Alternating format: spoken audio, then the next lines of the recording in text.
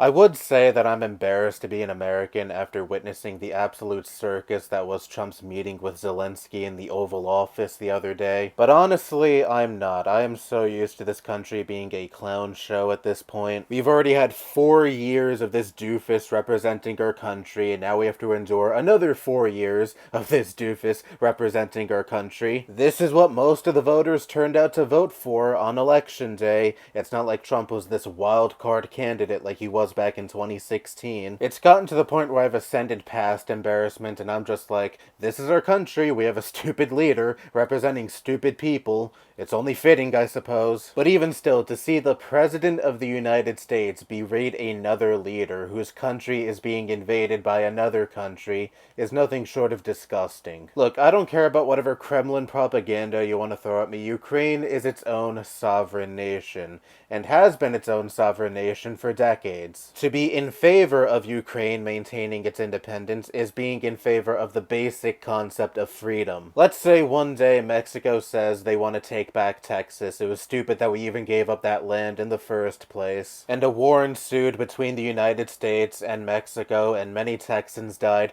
Would you be in favor of the United States just rolling over and say, here, take Texas back? Never mind the millions of people who live in that state who were previously recognized as U.S. citizens. That land is all yours now. Something tells me you wouldn't be for that. And you would not be conciliatory towards a hostile nation should something like that ever happen in this country. Well, this is the reality Ukrainians have been living in for the last 3 years at this point. Well, really much longer than 3 years. It actually began in 2014, but you get what I mean. There was clear escalation in 2022 from just the Donbass region to a full-scale invasion of Ukraine. Putin does not recognize Ukraine as its own independent nation, Ukrainians independent from Russians. He does not recognize Ukraine has its own culture and language. He wants it all subsumed into Russia because he feels Russia is entitled to having that land. This has always been an instance of one nation fending off another nation in order to maintain its own independence. And yet Trump has the fucking gumption to call Zelenskyy the dictator, which he has, mind you. I know he denies that now, but that's, surprise, surprise, another Trump lie. And that Ukraine are the aggressors in this war?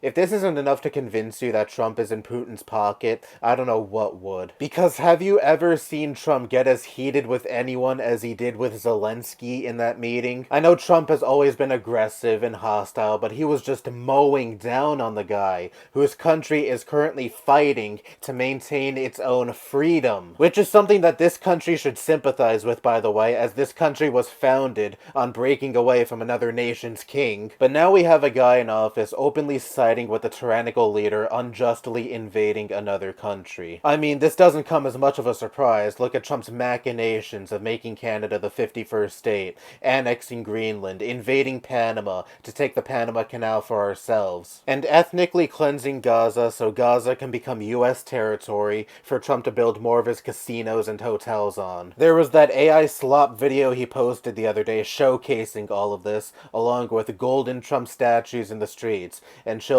holding Trump balloons. We have an imperialist in the White House openly catering to other imperialists like Netanyahu and Putin, and telling allies like Ukraine to essentially go fuck themselves. You want to maintain your sovereignty? Well, sign this mineral deal with us, which is basically fucking extortion. Give us rare minerals to pay off the $350 billion in aid that you don't owe us because the US hasn't given Ukraine anywhere near that amount of money despite what Trump claims. Anyway, do that, and maybe we'll continue to help you and provide you with equipment. Honestly, I don't think there was any intention of there being a deal in the first place. They wanted Zelenskyy to come to the White House, they'll act aggressive towards him, and they were hoping he'd take the bait and act aggressive back, so they could turn around and say, look at how aggressive and unreasonable Zelenskyy is. He just wants this war to continue in perpetuity and not accept any negotiations from us. But the way Zelenskyy conducted himself during this argument is commendable. He kept his cool, he was reasonable the entire time,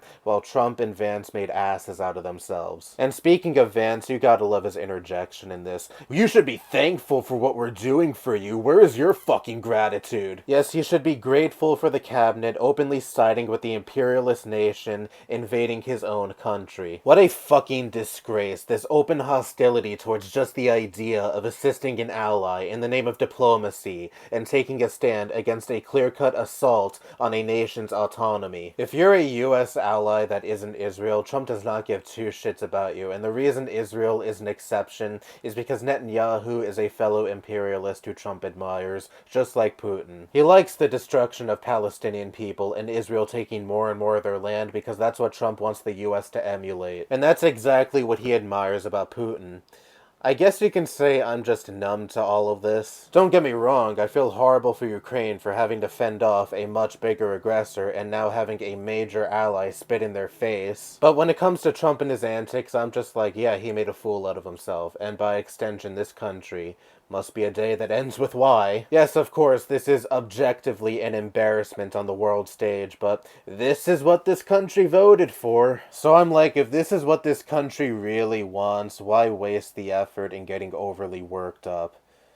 I hate this timeline. Anyway, that's all I have to say. Bye-bye.